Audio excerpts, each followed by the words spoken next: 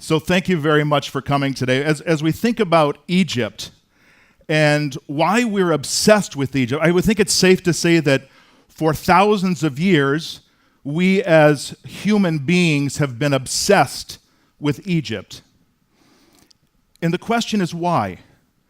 There's a lot of cultures that are very interesting and intriguing, but I think Egypt specifically has occupied humans' mind for decades, for centuries, for millennia. And I would propose to you that the reason we're obsessed with Egypt is because Egypt shows us what we're capable of being. They show us humans' grandeur. They show us its worst, enslavement. They also show us its best. These are temples not only to kings, but they're temples to memory itself. These temples were not built just to house the remains of a pharaoh or a king.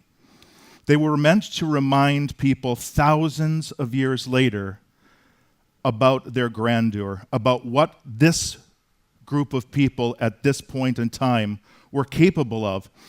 And I believe that we are attracted to them because we want to see what we're capable of as well. It's important. The reason that we build monumental churches and we build skyscrapers is to help people remember our role and our place in history. And it's also to help us remember what we're capable of and why we do what we do. So today I'm going to talk to you about Egypt and Jordan in the Bible. And we're going to get started by talking about Egypt's role in the Bible. It's mentioned almost 700 times and 25 times in the Christian scriptures. So in the Hebrew scriptures, the name Egypt is mentioned 700 times. It is the second most mentioned place outside of Canaan in the Bible. For those of you who had done tours in Egypt, they probably told you that the name for Egypt is Misr, M-I-S-R. Did many of you hear that? The actual name for Egypt at its roots is Egyptos, which is the Greek, but the actual name for Egypt from the earliest times is Kemet, which means black earth. And so they referred to Egypt as Kemet in the earliest days because it was the black earth of the Nile that they were interested in. And then when the Greeks came, they called it Egyptos. And so Egypt then was the English translation for Egyptos from the Greek. And Misr came along in the 6th and 7th century as an Arab word. So in biblical times, Egypt was already an ancient civilization. When Abraham, Moses, Jacob, Joseph, and even Jesus came to Egypt, the pyramids were already thousands of years old. Israel's status as a newcomer, when we think about Israel's role and Israel as the people who wrote the Bible, we see that when Egypt was much older. So when we talk about the new kingdom of Egypt was actually at the very start of when Israel was becoming a nation, a people. Egypt dominated the international stage during the pre-state life of Israel. Here you can see the kingdom of Israel. And at the time of the United Monarchy, the period when the kingdom of Israel and Judah were together, Egypt was entering its twilight. So by this period of time, by the time we're seeing Solomon and David, Egypt is already starting to wane. We're seeing it going out of its highlight period and going into its twilight. The United Monarchy in Israel is traditionally dated between 1050 BCE and 930 BCE. Under Solomon's son Rehoboam, in 930 BCE, the Bible reports that the country split into two kingdoms. So we have the kingdom of Israel in the north and the kingdom of Judah, in the south. So you can see here that Jerusalem actually belonged to the kingdom of Judah. Despite its diminished historical role, Egypt remained a very important theological symbol for the people in the Bible. Throughout the Bible, we'll see Egypt's role as that of a place to flee to. We'll hear about this with Abraham. We'll hear about this with Moses. We'll see it with Jesus as well. And then it becomes a place of oppression. And what we're going to take a look at is what the Bible says, and then what the historical accounts tell us of Egypt's role as both an oppressor and a place to flee to. And we start with the patriarch of the three religions, Abraham. To the Jews, Abraham is the founding father of the covenant, the special relationship between the Jewish people and God. For Christians, Abraham is a model of what it means to be a believer, whether being Jewish or Gentile. In Islam, Abraham is a link that in the chain of prophets and of important people in the Quran that links us from Adam and culminates in Muhammad. Abraham was the son of Terah, and I put this together so that you could see where Abraham falls in. So you can see all the way up here to Noah, and then we have Shem, Arpachshad, Shelah, Eber, Peleg, Reu, Serug, Nahor, Terah, and Abraham. So all the way down here, so they can show you how it is that Abraham was traced directly back to Noah. As you can see here, Noah's three sons, Japheth, Shem, and Ham. Terah, who was Abraham's father, was an idol maker. And so consequently, Abraham was also an idol maker's son. Now we'll see these comparisons later on. Joseph was a carpenter, right? Jesus was a carpenter's son. So we have here people who work with their hand creating idols. And so the idea that Abraham making these idols, these polytheistic idols, pagan idols, would go on to become the father of monotheism is very interesting.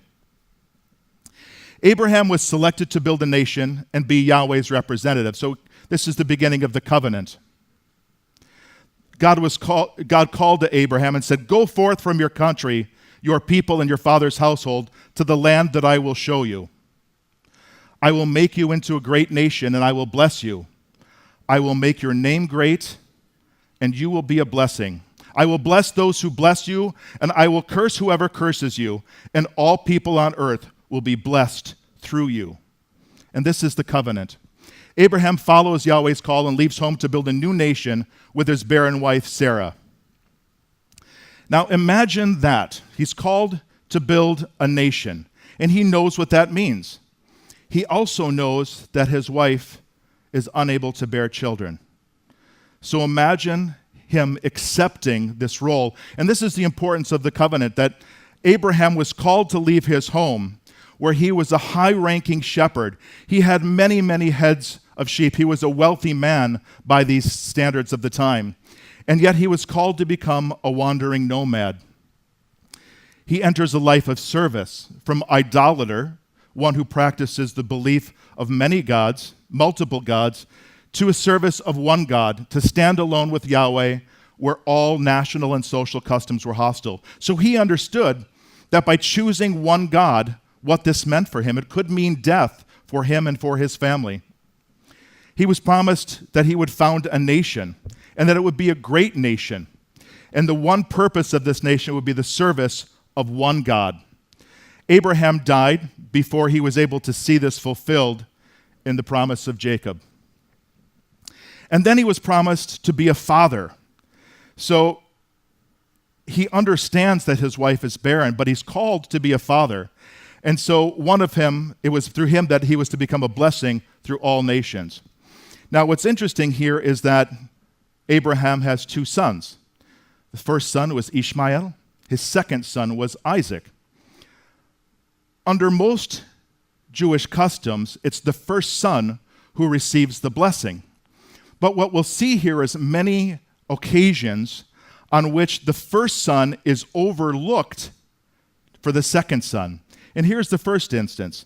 So we have Ishmael, and Ishmael is actually recognized by Muslims as the one who was the chosen one. So the Muslims actually followed the Jewish tradition of honoring the firstborn and giving the blessing.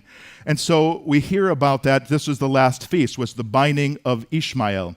And the Ishmael actually goes on to found his own tribe, which are the Ishmaelites, which is later on you hear about Joseph in the Bible being sold to the Ishmaelites, right?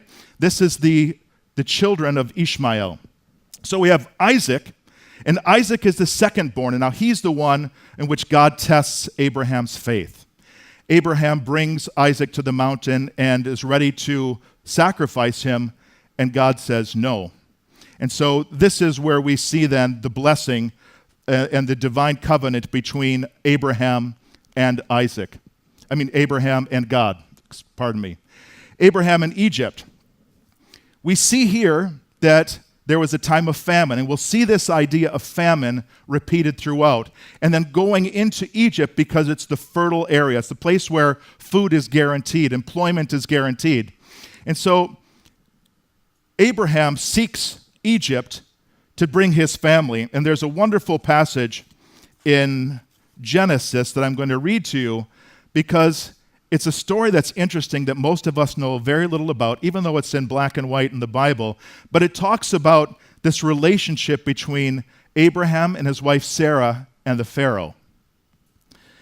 Now there was a famine in the land, and Abraham went down to Egypt to live there for a while because the famine was severe. As he was about to enter Egypt, he said to his wife Sarai, "I know what a beautiful woman you are. When the Egyptians see you, they will say, 'This is his wife.' Then they will kill me, but they will let you live. Say that you're my sister, so that I will be treated well for your sake, and my life will be spared because of you." When Abraham came to Egypt, the Egyptians saw that Sarai was very beautiful. And when Pharaoh's officials saw her, they praised her to Pharaoh, and she was taken into his palace. He treated Abraham well for her sake, and Abraham acquired sheep and cattle, male and female donkeys, male and female servants, and camels. But the Lord inflicted serious diseases on Pharaoh and his household because of Abraham's wife Sarah. So Pharaoh summoned Abraham. "What have you done to me?" he said. "Why didn't you tell me she was your wife? Why did you say she is my sister, so that I took her to be my wife? Now then, here is your wife. Take her and go." Then Pharaoh gave orders about Abraham to his men, and they sent him on his way with his wife and everything that he had. So we see here now the first time that God has a relationship, an encounter with a divine ruler of Egypt, right? So we have already set up for us in this battle that's about to come in the future with Moses. We see here this already prefaced and hinted at in Abraham. And now we get to Joseph. Joseph is an important figure in the Bible's book of Genesis. He's also a very important figure in the Quran, and we'll talk about that in a little bit. Sold into slavery by his jealous brothers, he rose to become the vizier, the most powerful man in Egypt next to the Pharaoh. Joseph, the son of Jacob and Rachel, lived in the land of Canaan with 10 half-brothers, one full brother, which was Benjamin, and at least one half-sister. You can see here during these paintings how much they made Joseph and Jesus to look very much alike. He was Rachel's firstborn and Jacob's 11th son. Of all of the sons, Joseph was Jacob's favorite. And we know that he was his favorite because in the Bible we know about Joseph and this beautiful multicolored coat. So when Joseph was 17, he had 2 dreams that told him that he was to become someone important. How many of you have seen Joseph in the Amazing Technicolor Dreamcoat? A few of you. All right. Well, as good fortune would have it, I played Joseph in the high school musical of Joseph in the Amazing Technicolor Dreamcoat. What's that? You say you'd like me to sing for you? Well, I really wasn't planning it, but just give me a second here.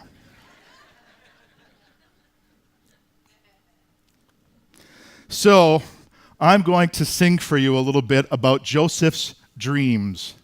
And you can follow along and sing if you'd like, just don't upstage me.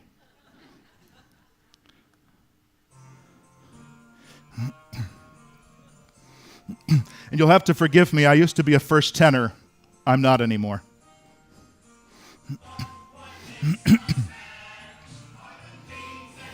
Are you ready? I dreamed that in the field one day, corn gave me a sign. Your 11 sheaves of corn all turned and bowed to mine. My sheath was quite a sight to see, golden sheath and tall. Yours were green and second rate, and really rather small. And now my brothers sing to me.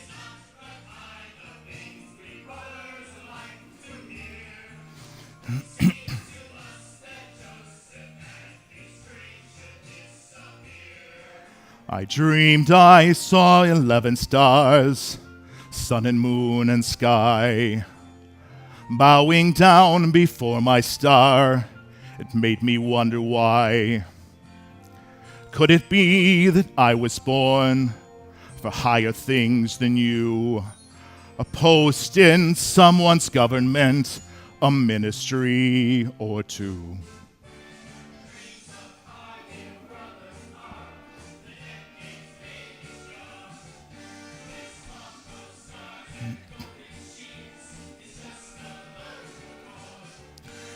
Only is he tactless, but he's also rather dim. For there's 11 of us and there's only one of him. Dreams, of course, will not come true. That is, we think they won't come true. That is, we hope they don't come true. Rod a feast right all along. And I could go for the rest, folks, but I'm not going to. And that's it. So that's our little taste of Joseph in the amazing Technicolor Dreamcoat. If only you could have seen me when I was 18 and singing that.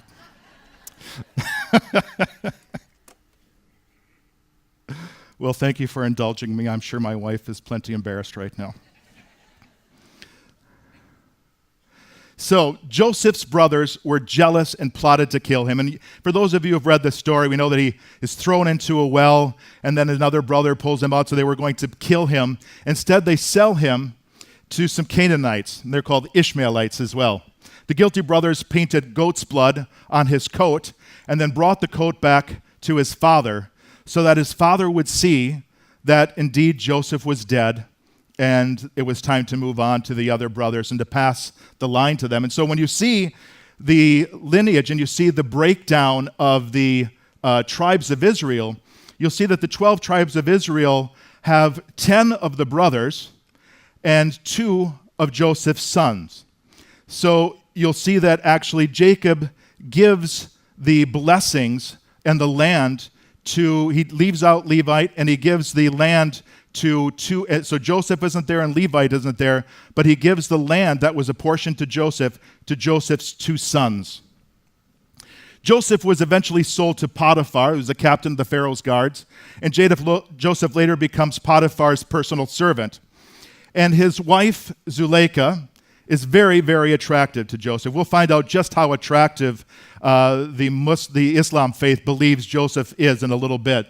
But Joseph was running the household affairs, and Zuleika was a woman with tremendous appetite, we're told. And so Zuleika comes on to Joseph and says, hey, my husband's away. There's time to play. And Joseph says no. And instead what happens is Joseph is accused of rape by Zuleika.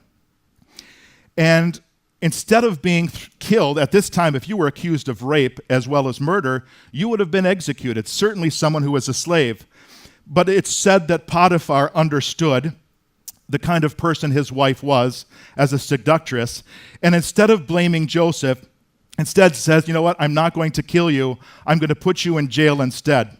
And so Joseph is spared, and we now understand why Joseph is spared, because these dreams that Joseph has been having, and he understands the meaning of these dreams. He's given the gift of understanding and reading dreams. So while in prison, Joseph interprets the dreams of fellow inmates. Both the cupbearer and the baker come to him. And he says that the cupbearer would be reinstated, but the baker would be hanged. And so these things do come to pass. And it's a couple of years later that the cupbearer remembers Joseph. Instead of helping him get out, he waits a couple of years. And then when the Pharaoh now says, I'm having these crazy dreams, I can't understand, I'm having these terrible dreams, and I need someone to help me. Then the cupbearer says, I remember this guy in prison named Joseph. Bring him out, and he's going to be able to interpret your dreams.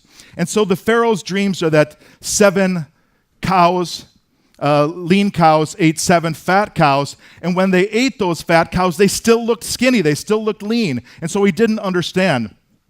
So Joseph is then summoned. He interprets the dream as 7 years of abundance, followed by 7 awful years of famine. And then he says, hey, you know what? I know someone who might be able to help you. It's me. I can help you get through all of this. And so Joseph is then named as the vizier of Egypt, and he is named Zaphnath-Paneah, and was given Asenath, who is the wife of the daughter of the priest. So during these 7 years of abundance, Joseph leads Egypt to save and to put all of this extra corn and grain in the storehouses, so that in the 7 years of famine that follow, Egypt is able to supply for itself and also to able to help the nations that surround. As a last resort, all of Egypt's inhabitants, when they were hungry, this now becomes an opportunity for Egypt to say to all of the private landowners, your land is worthless without seed. So give us your land, and in return for this land, we're going to give you seed. And you can use this seed now to plant the land, but a percentage of this, I believe 1/5, needs to come back to the Pharaoh.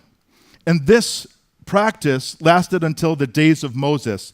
So it became the foundation for really the modern era idea of taxation, in that we have now this idea that 1/5 of all of this money or all of the proceeds needed to be paid back to the coffers of the Pharaoh. This story of Joseph is dated to the period between the 7th century BC and the 5th century BCE, which is roughly the period that scholars date the book of Genesis. Joseph, in Islam and Muslim, in Arabic, is Yusuf. He's regarded as a prophet and is probably one of the most important prophets of Islam. It's the only instance in all of the Quran that an entire chapter of the Quran is dedicated to one person. The Quran says that Joseph was so handsome that half of all of the world's beauty was given to him and his mother, and the other half went to the rest of mankind. And now you understand why they chose me as Joseph. I don't know why I said that. It's clearly not true. An ambiguous role. So now we're going to talk a little bit about Egypt's ambiguous role in the Bible and why it's ambiguous in the Bible, but not ambiguous historically. The story of Joseph gives some idea of the ambiguity of Egypt's role in the Bible. Egypt is a place of oppression. Joseph is enslaved and ends up in prison. But we also remember that Abraham came to Egypt because of famine, and Egypt fed him and then let his family go with all of his wealth and his people and animals in tow. Egypt's also a place of hope and refuge. Joseph was a slave, but is raised to be number 2 in command. And from this position of power, he's also able to help all of the nations that surround, and he's also able to help his family.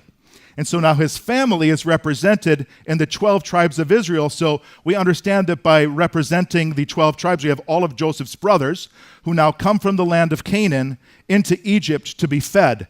And so at this time, this is a symbolism that Egypt fed the tribes of Israel during this period of famine. Now we talk about Egypt as a land of enslavement. Egypt is a place of wisdom, it's a place of hope, and a place of refuge, but it also became a place of slavery when a new king who did not know Joseph and didn't know anything about Joseph's history came to power in Egypt. And this is where historians start to get a little bit skeptical about the stories. But nonetheless, we'll continue to talk about this story. The harsh experiences of the Israelites in Egypt colors all later references to the land. So we don't hear much now. Most of us today, when we think about ancient Egypt, it's colored in our minds because of these stories and much because of Hollywood stories. But what we're really seeing here is history's play and Israel's play against a land that believed in many gods and then later became the one God under under monotheism in Egypt. And so we're seeing this interplay here now, and this idea that one God is better than many gods, the sun god and many of these other gods. And so they say that the Egyptians were held in slavery for 400 years. This is what the Bible accounts tell us, that the Israelites were held in slavery for 400 years. In the struggles between Pharaoh and Yahweh, Egypt comes to represent everything that is opposed to God. So we see now that this wisdom, this incredible wisdom of the pharaohs, is seen to be a false wisdom. We see that these pharaohs who are supposed to be gods themselves are not really gods, but they are fallible men who are brought to their knees by the God of the Israelites. Egypt's role as oppressor and the people of Israel provides the backdrop for the ritual of Passover. So the idea that the Israelites were enslaved for 400 years is critical to the story of their God freeing them. So it's only through this enslavement that we're then able to see their salvation through their God. And so God is seen now as a liberator. The God of the Israelites is seen as a liberator. Do not forget the Lord who brought you out of Egypt, out of the land of slavery.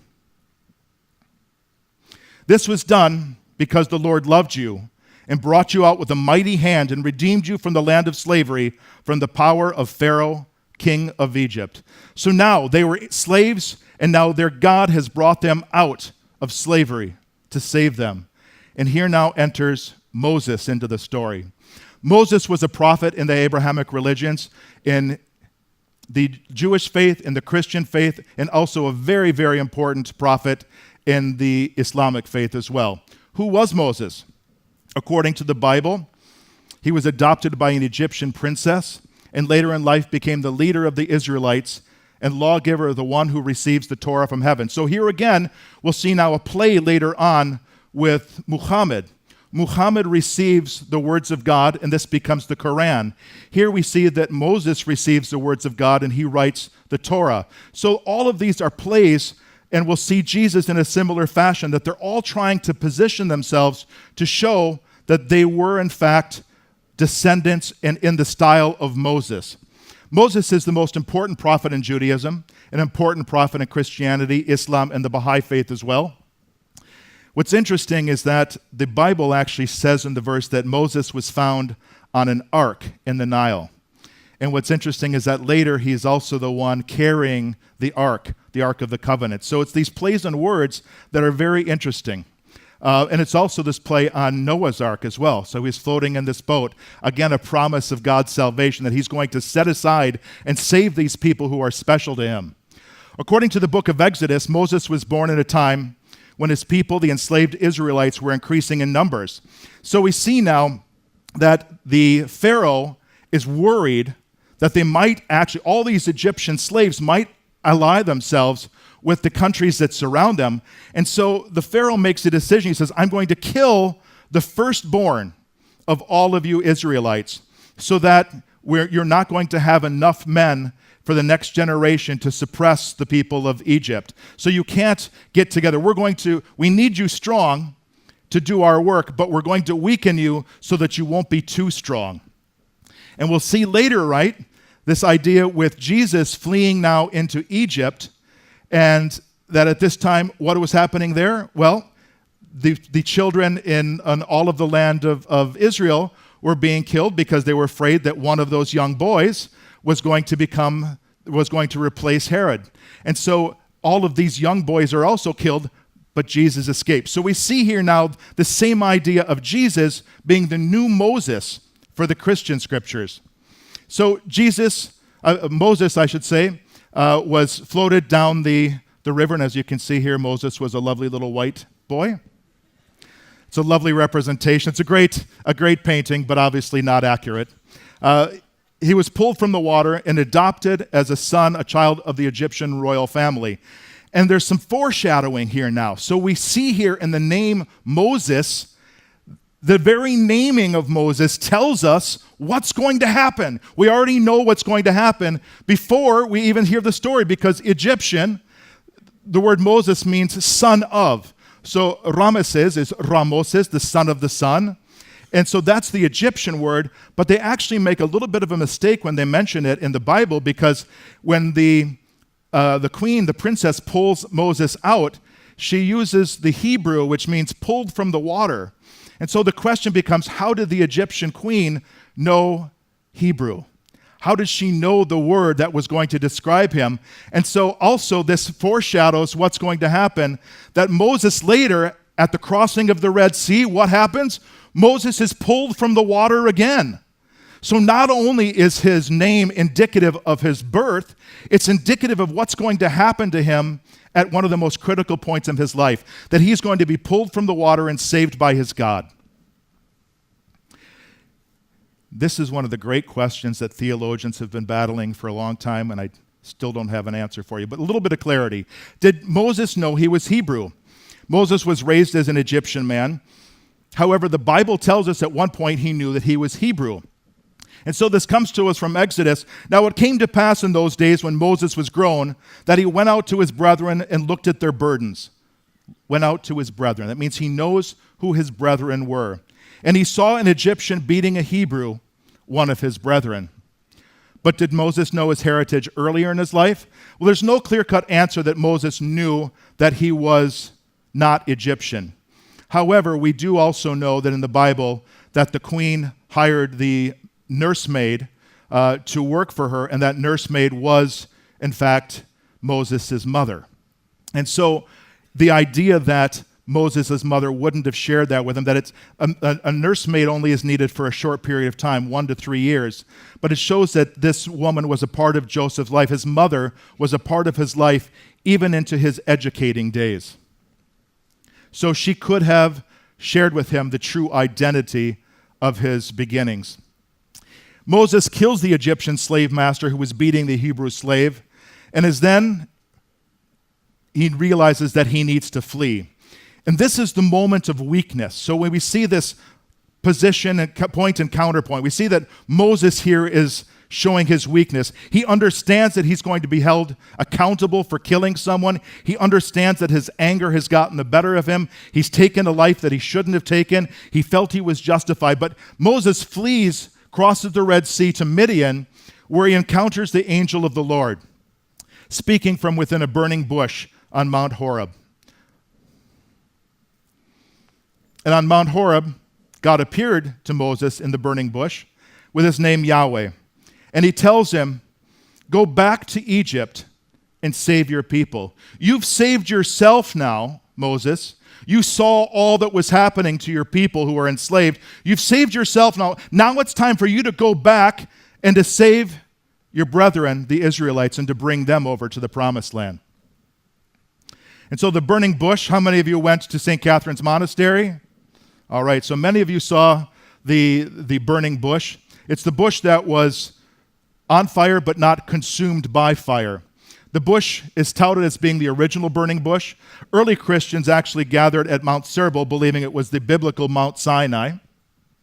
And then later on in the 4th century, under the Byzantine Empire, the monastery was built at Mount Serbal and abandoned in favor of the new belief that Mount Catherine was the biblical Mount Sinai. So St. Catherine's Monastery was built at its foot, and the alleged site of the burning bush was identified.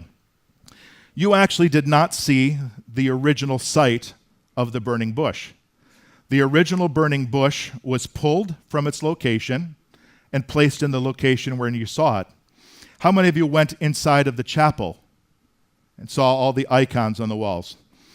This is a Greek Orthodox chapel, so because you're not Greek Orthodox, or for those of you who are, you could have gone in to see the actual altar behind the wall. So what you were standing in was the open area, which is welcome for visitors. Behind you probably saw a large wall, And behind there is the actual altar. And underneath this altar is a star. And that star represents the actual location of the burning bush. So the burning bush was pulled out, placed in another location, and this the chapel actually holds the altar, and underneath the altar is the star that marks the location of the original burning bush.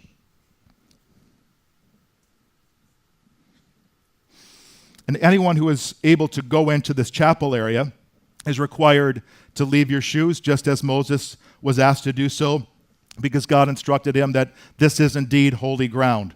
And he asked Moses to remove his shoes. This is my favorite photo of the burning bush. Now, can any of you tell me why it's my favorite?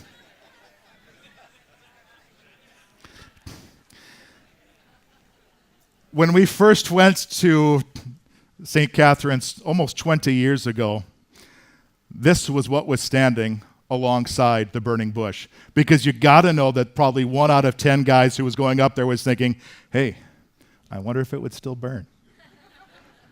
So this is why today you were not able to get close to the burning bush for a couple of reasons. Number one, a lot of people today took cuttings and wanted to plant a piece of the burning bush at home, so it was decimated in many respects by people who wanted a piece of it, and then other people who decided that it would be funny to start the bush on fire.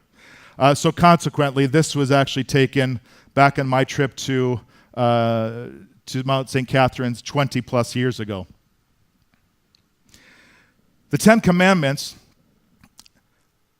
are an important piece of our history as Judeo-Christian history. From Egypt, Moses led the Israelites to Mount Sinai, where he was given the Ten Commandments from God. Moses remained on the mountain. Do we know how many days? 40 days. 40 sets up now another precedent for us, so we know then when we talk about multiples of 40, this becomes an important number that we'll see this number 40 replicated with St. John the Baptist. We'll see it again with Jesus. And then we'll also see it when Moses takes his people out into the desert and he stays there for 40 years. And so this number 40 is an important historical and biblical number. It's a number of faith in Judeo-Christian heritage. While he was up on the mountain for 40 days, Aaron was down below trying to keep people calm, trying to help them understand what might be taking so long. And when Moses came down, they had already melted down all of their gold and were worshiping this golden calf, Baal. And so we see now again how tenuous was this relationship between monotheism and polytheism. How tenuous that even at the moment that Moses is talking with God up on the mountain, receiving the Ten Commandments, that the people down below didn't believe. They were still reverting back to their polytheistic days. So we see how tenuous this relationship is between polytheism and monotheism. When Moses came down from the mountain and found them worshiping the golden calf, he, out of anger, throws down the Ten Commandments. Not sure that was the best decision. Historically speaking, it would have been much better had he kept those and proven to people. But he later wrote the Ten Commandments on a new set of tablets. And what's interesting about this story is what he did with the golden calf. What he did with the golden calf was he melted down the golden calf and he punished all of the people who were worshiping the golden calf by pouring the liquid molten gold down their throats. That's how they were killed. And this has happened in recent history as well. We've seen some of these things that have happened with other groups of people who have melted down metal idols and have poured, because the Islamic faith does not allow this as well. And so the people have been killed by melting down the idols and then pouring that molten metal inside of them. It's an awful, cruel punishment, but it was meant to show them that what you live by, you will also die by. Moses wanders in the desert looking for the promised land, and when he arrives on the edge of Canaan on the border, he sends 12 spies into the land. Now, do we see again this comparison between Jesus being the new Moses? Moses sends in his 12 spies. Jesus has his 12 apostles. And so we see here this 12 spies are sent into the land, and the spies return with news of this land's fertility. Incredibly beautiful land, this land of Canaan. You're just going to love it. But filled with crazy big giants. So we see now here the setup for what happens. This is the story now of David and and Goliath, right? So we see these stories as they intermesh and they build off of each other, that here these people were very much afraid of the giants. And later on we see that David is no longer afraid of the giant. He stands tall to him and kills this giant. The people were afraid and wanted to return to Egypt. Some of them rebelled against Moses and against God. And so Moses said to them, "You're doubters. You're not worthy to enter into this promised land." And so as punishment now, almost a self-inflicted punishment, Moses wandered the desert for 40 years. Now they were sustained during these 40 years, but the promise was that none of you who doubted will be allowed to see the promised land. It will only be your next generation, the ones who are born after you. So 40 years was the time of one generation. So after this one generation, the people had died and the next generation was born, these people were now able to go into the land of Canaan. After 40 years of wandering the desert, they finally arrive on the banks of the Jordan River in sight of the promised land. Moses instructs his people, sings a song of praise, and pronounces a blessing. And then he passes his authority to Joshua, who crosses them across the border into the promised land. And Moses dies. Moses then goes up to Mount Nebo, looks over the promised land, sees Israel spread out in front of him, knows that this is the land that he has been promised, but also knows that he is not going to be the one to take his people across the border. And so he dies at the age of 120, a multiple of 40 times 3, another important number. Now we'll talk about Egyptian sourcing, and this is important for us from a historical perspective. No Egyptian sources mention Moses or the events of Exodus and Deuteronomy. The Egyptians were meticulous record keepers, but we don't really see any reference to Moses or the ideas. And as a matter of fact, probably those of you who are at the pyramids, your guides probably made it very clear to you that the pyramids were not built by slaves, that they were built by Egyptians. This is very important for them because in denying this, they deny that the Passover could have happened, they deny the slavery, and it gives them the rights to their entire heritage. So here we see already this fight that's happening thousands of years ago between these people of Egypt and the people of Israel. Two different stories, both claiming a very different narrative for the erection of the pyramids. Joseph is also not mentioned in Egyptian sources, even though the Bible reports that he rose to a position of great power. This is where it becomes a little bit more difficult for Joseph, is that he rose to this great power as the number 2 in the land, and yet a future Pharaoh didn't recognize Joseph in his role, and so takes the people, Joseph's family, and puts them into slavery.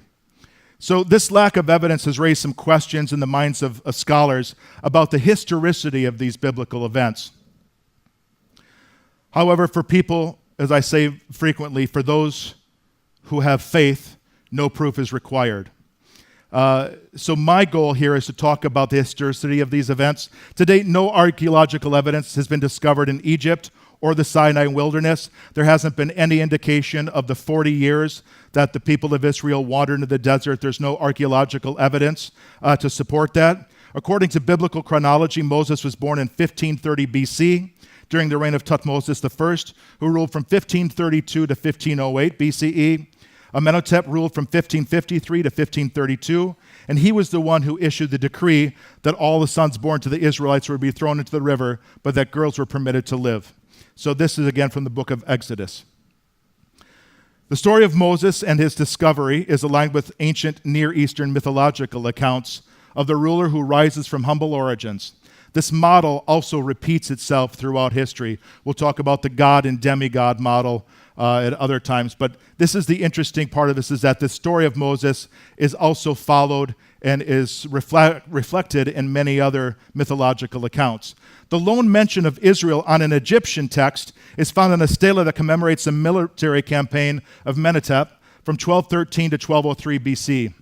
This is one where they talk about going over into the land of Canaan and that they encounter a group of people who call themselves Israel. So now what we see is that this is not a place necessarily, but that much like the Bible has described, that this is a nation and I will call you Israel. It's the nation of people, not so much the land itself, that's recounted here and proven in the Egyptian text.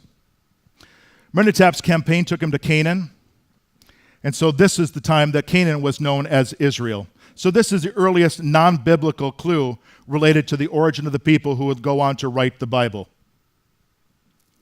Now we'll talk very briefly about Jesus. In the Gospel of Matthew, Egypt is a place where that people come into and out of. It's a place of refuge and a place to escape from. Here we see that Jesus was taken into Egypt by his father and mother to flee, and that after the death of Herod, an angel tells Joseph to return to the land of Israel. And like Moses, Jesus comes out from Egypt to fulfill his role as a leader of the Israelites. So again, we see this connection between Jesus and the people who are writing the Hebrew Scriptures, wanting to place Jesus in this role as like Moses.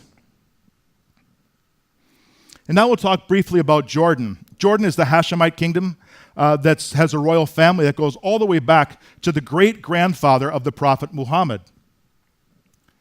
The nation of Jordan is home to many, many of the biblical stories. We have the stories of Abraham, of Jacob, of Moses, Ruth, Elijah, John the Baptist, Jesus, Paul, and many other biblical figures crossed over into the land of Jordan. In fact, Jesus did most of his teaching in the Decapolis, which are the 10 cities that are largely in the area of Jordan today. The Hebrew Scriptures state that the land of Jordan was where God first made himself known to man through Abraham. Biblical interpretations have also located the Garden of in Genesis in this area along the River Jordan, known as Beth Shean. Reminders of the past are everywhere in Jordan. In Jordan, Jacob wrestled with the angel of God. Lot's wife was turned into a pillar of salt. Job suffered and was then rewarded for his faith. Elijah ascended into heaven. Moses led the Israelites on their flight from Egypt to the Holy Land, and it's where he delivers the law and receives the message of the Torah. Jesus was baptized by John and anointed by God in Jordan, where he called his first disciples, the Father, Son, and the Holy Spirit. The triune Godhead here manifests itself in Jordan. God appears to the prophets in the form of whirlwinds, a cloud of light, and an angel. And Jesus cured a demented man, sending his spirit into a herd of swine, which we'll talk about in just a minute. And then Jesus traveled, taught, and healed the sick throughout this area known as the Decapolis. This is the site where Jesus was supposedly baptized. This is on the Jordanian side. The idea and the place of this baptism has roots going all the way back to the 1st century CE. Now, we don't know, obviously, can't know that this is the exact site that Jesus was baptized. But after Jesus died, and as the writers began to talk about Jesus and begin the earliest stories of Christianity that would become Christianity, this place was a place that was used for baptizing early Christians. So we know this goes all the way back to early Christianity. Jesus launched his public ministry here at the age of 30, immediately after he was baptized and anointed by God. So 3 important events take place during this 3-day stay at Bethany.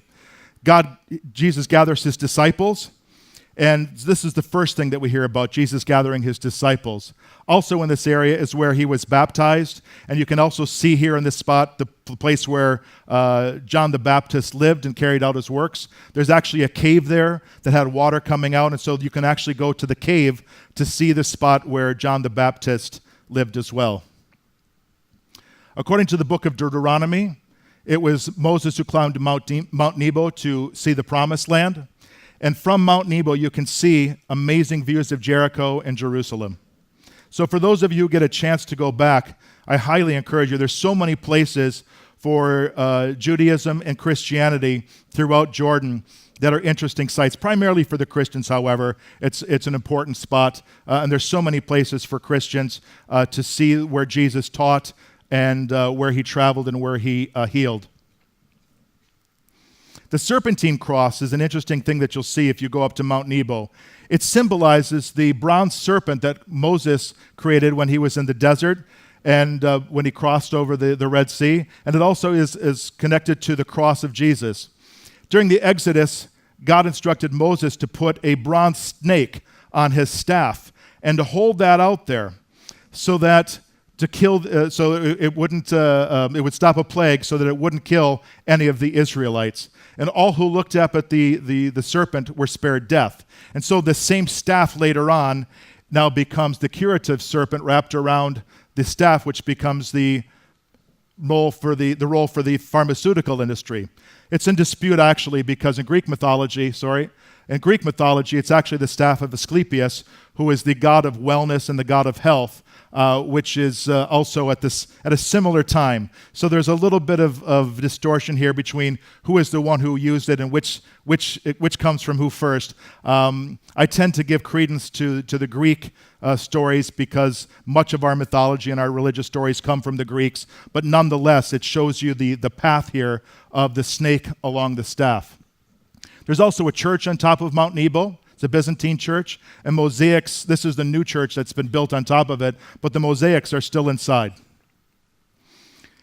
In Jordan is also where Jesus sees a demented man, a man that he says is possessed by the devil, possessed by spirits, and he casts the spirits out of this man and into the herd of swine, and the herd of swine goes off the edge of the cliff. Obviously, for the Jews at the time, they were not going to eat these pigs.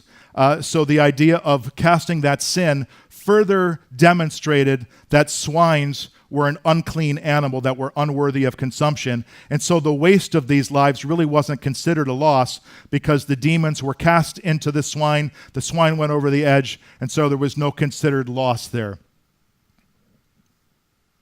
Qais is another place in Jordan. It's a wonderful place that has Greek and Roman influences. Also was an Ottoman village. So wonderful. If you get a chance to go back, you can see many of the areas of the Golan Heights, the Sea of Galilee. Sodom and Gomorrah. Can't have a lecture talking about the Bible without mentioning Sodom and Gomorrah. So in Genesis 18, 3 angels appearing as men said to have gone to Abraham in the plains of Mamre. These angels received the hospitality of Abraham and his wife, and God told him that he would destroy Sodom and Gomorrah because their sin is very grievous. So they say, if I can find you 50 men, will you save the city? God agrees and sends angels down disguised as men. And so when these men arrive, what ends up happening, they're welcomed into the house of Lot. And they start hearing knocks on the door. And it's the men from Sodom and Gomorrah, and they say, we want to know the visitors that you brought in, and know in the biblical sense, which means to have physical relations. And this is where this was interpreted, that Sodom and Gomorrah was a place of homosexuality, which at the time was not considered to be an acceptable act. And so consequently, Lot refused them and said, I'm going to give you my 2 virgin daughters instead. Now, this is where the story gets a little difficult for me. I have a 13-year-old daughter, and I can tell you, if 3 guys dressed as angels came to my place, they're going outside before my daughter does, for sure.